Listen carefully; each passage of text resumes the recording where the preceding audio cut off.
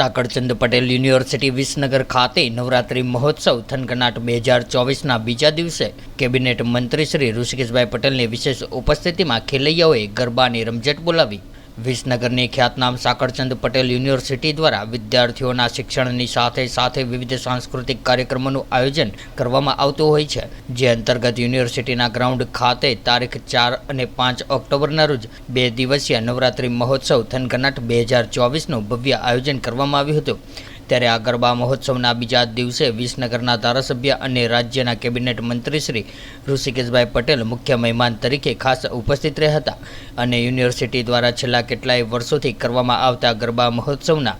સુંદર આયોજન બદલ યુનિવર્સિટીના પ્રેસિડેન્ટ પ્રકાશભાઈ પટેલ તથા તેમની સમગ્ર ટીમને બિરદાવતા યુનિવર્સિટીના વિદ્યાર્થીઓને ભારતીય સંસ્કૃતિનું જતન કરવા આહ્વાન કર્યું હતું। ત્યારે આ ખાસ પ્રસંગે રાજ્યસભાના સાંસદ અને ભાજપાના બક્ષીપંચ મોરચાના પ્રદેશ અધ્યક્ષ મયંકભાઈ નાયક,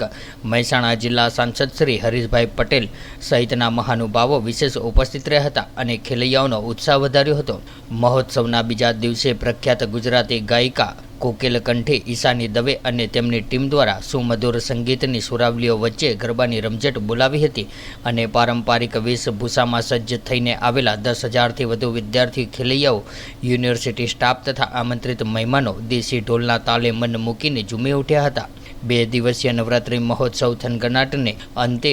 ઉત્તમ પ્રદર્શન કરનાર તેમજ બેસ્ટ વેશભૂષામાં સજ્જ ખેલૈયાઓને યુનિવર્સિટીના president Prakashbhai Patel, provost doctor PM Udani, registrar doctor Parimal ત્રિવેદીના હસ્તે પ્રોત્સાહક ઇનામો આપવામાં આવ્યા હતા। ત્યારે આ પ્રસંગે યુનિવર્સિટીના પ્રેસિડેન્ટ પ્રકાશ પટેલે યુનિવર્સિટીના આમંત્રણને માન આપીને પધારેલ સર્વ મહેમાનોનો હૃદયપૂર્વક શાબ્દિક અભિવાદન કરીને આભાર માન્યો હતો। મહોત્સવને અદ્વિતીય અને ભવ્ય બનાવવા માટે આયોજકમાં સંકળાયેલા યુનિવર્સિટી તેમજ સંલગ્ન સંસ્થાના તમામ સ્ટાફના કાર્યકરોને બિરદાવ્યા હતા। ગુજરાતનો ગરબો માં અંબાની ભક્તિમાં શક્તિની ઉપાસનાનો આ ખૂબ મોટો તહેવાર ગુજરાત પૂરતો સીમિત ના રહેતા પૂરા દેશ અને દુનિયાની અંદર, અને જ્યારે યુનેસ્કોએ પણ આની નોંધ લીધી છે ત્યારે ગરબો શેરી ગરબાની જે પરંપરાગત જે માતાજીની ભક્તિનો જે વિષય હતો, આજે ખૂબ મોટા પ્લેટફોર્મ ઉપર ભક્તિનો પર્વ, શક્તિનો પર્વ અને સનાતનની અંદર ભક્તિ અને શક્તિ સાથે આનંદ સાથે ભક્તિ કરવાનો વિષય આપણા ત્યાં દરેક પર્વ, દિવાળી હોય, ઉત્તરાયણ હોય, હોળી હોય, દરેક પર્વ આપણે આનંદથી ઉજવીએ છીએ। ક્યાંય કોઈપણ પ્રકારના બંધનો વગર ખૂબ સારી રીતે સમગ્ર દેશ અને દુનિયામાં ગરબાનો જે રીતે વ્યાપ વધ્યો છે, હવે તો અમેરિકામાં પણ ગરબા થાય છે, જ્યાં ગુજરાતી વસતો હોય તમામ જગ્યાએ ક્યાંય